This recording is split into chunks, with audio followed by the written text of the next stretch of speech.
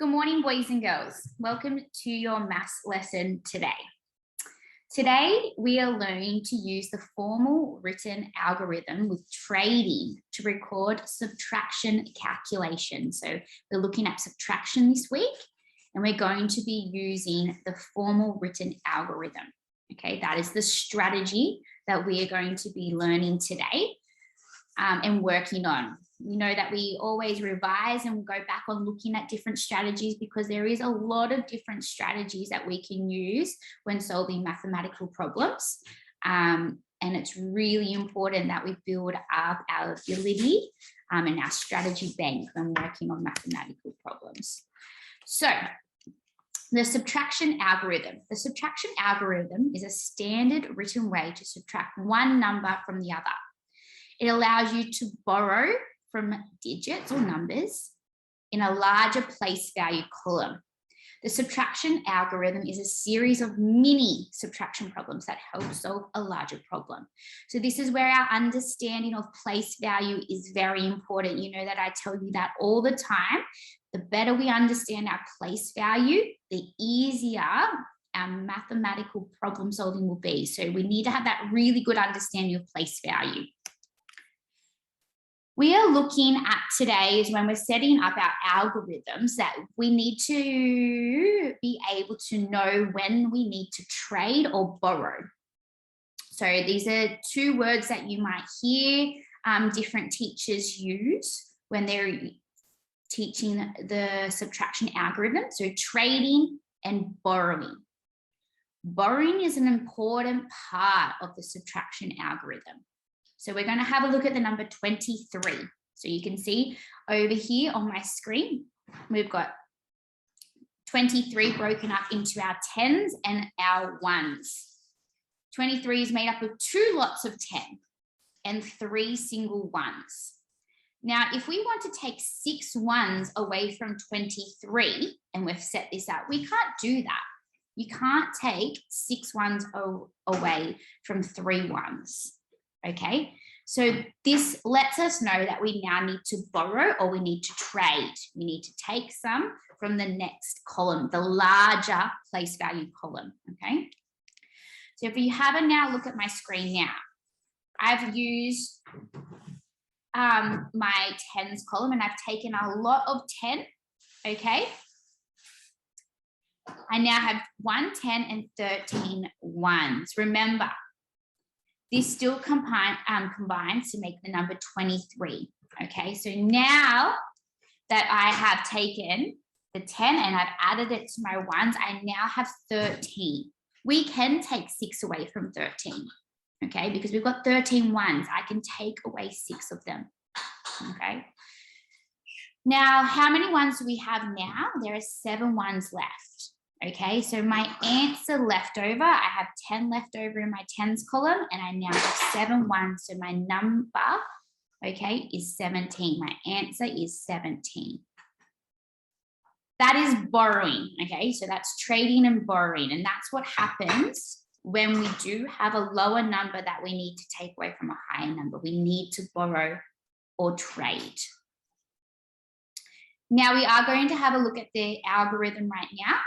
Okay, so you can see over onto my right hand side of my screen, I have 527 take away 254. I have set this up neatly. This is something that I say in class to you all the time. It is very important that you set up your algorithm in the correct place value columns. So you want all your ones to line up, all your tens to line up, and all your hundreds to line up. Very important. It's also really important to put your strategy that you are working on. So subtraction, you can see that we have our subtraction sign here, okay? That lets us know what we are actually doing, what our calculation is. So we need to now look if we can subtract our numbers from each other.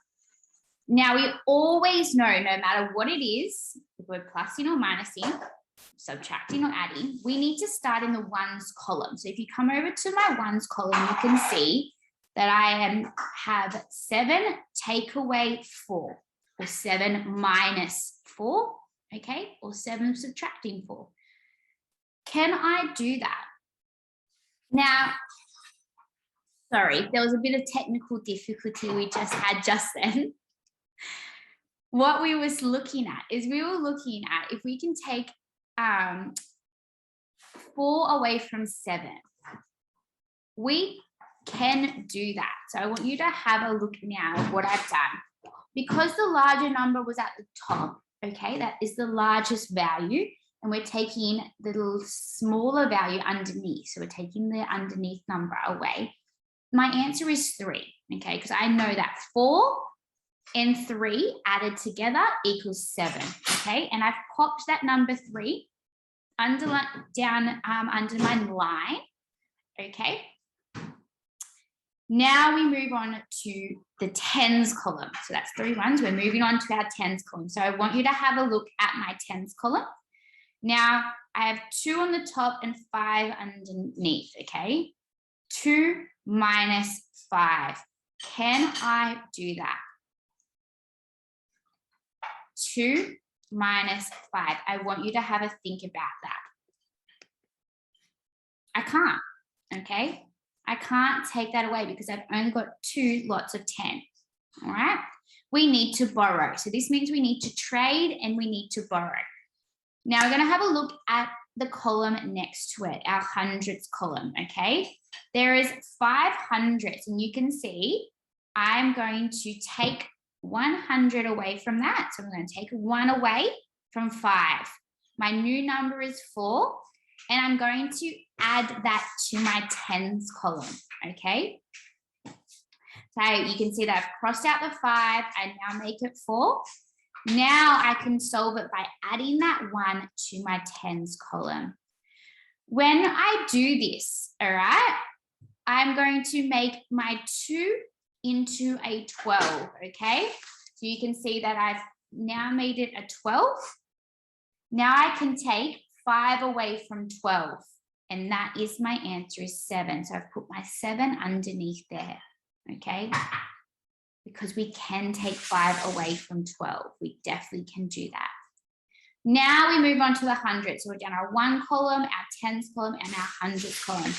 Now we move our column to the left, all right? We're looking at our hundreds column, and we look at if we can subtract 2 from 4. So 4, take away 2. Can we do this? Yes, we can. 4 minus 2 equals 2. Our answer is 273. Now what you are going to do, you are going to use the subtraction algorithm with trading and borrowing yourself. Give it a go and let me know how you go. See you. Bye.